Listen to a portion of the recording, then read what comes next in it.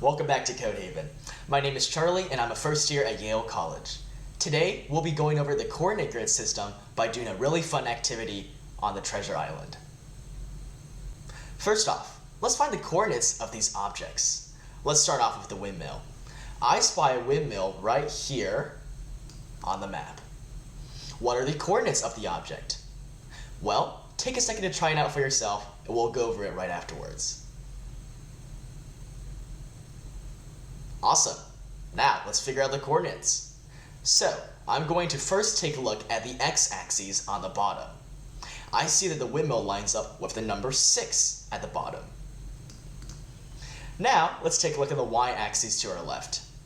I see that the windmill lines up with the number 2. That means that the coordinates for our windmill are 6, 2.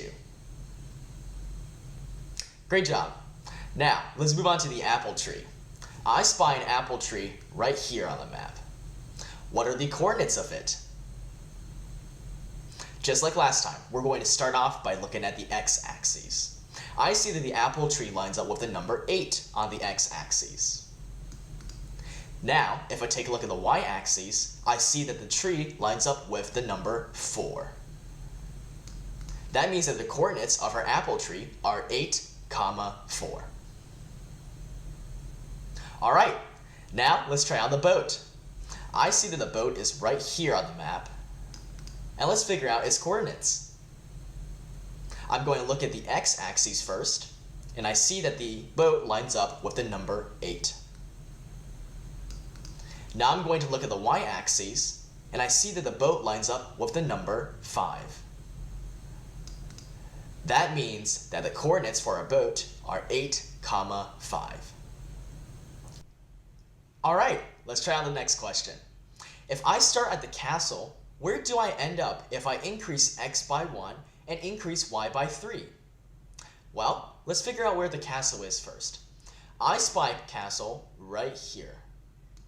The coordinates of the castle are 3, 2. So, what happens if I increase the x by 1?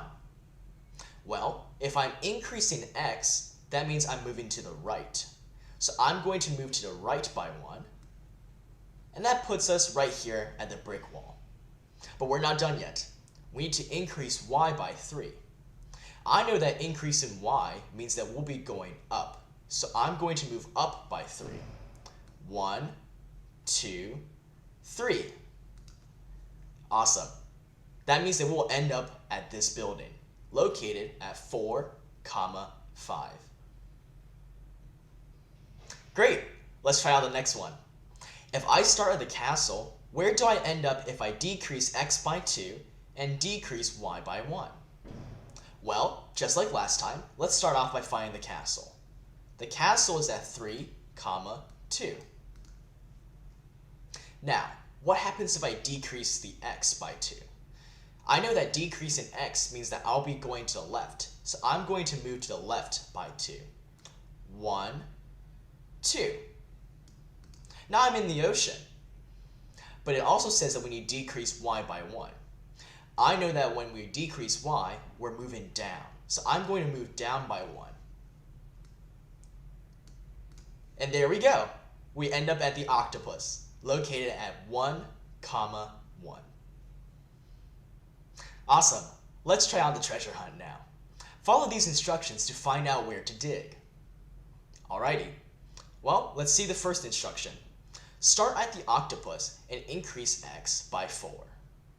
Let's find out where the octopus is. I spy an octopus right here, located at 1, 1. Great. Now it says to increase x by 4. I know that when we increase the x, that means that we'll be moving to the right. So I'm going to move to the right by 4. 1, 2, 3, 4. Our next instruction says, then go up 5 steps and decrease x by 3. I'm going to go up by 5 first. 1, 2, 3, 4, 5. And now I'm going to decrease x by 3. I know that when we decrease x, that means we're going to the left. so I'm going to move left by 3. 1, 2, 3.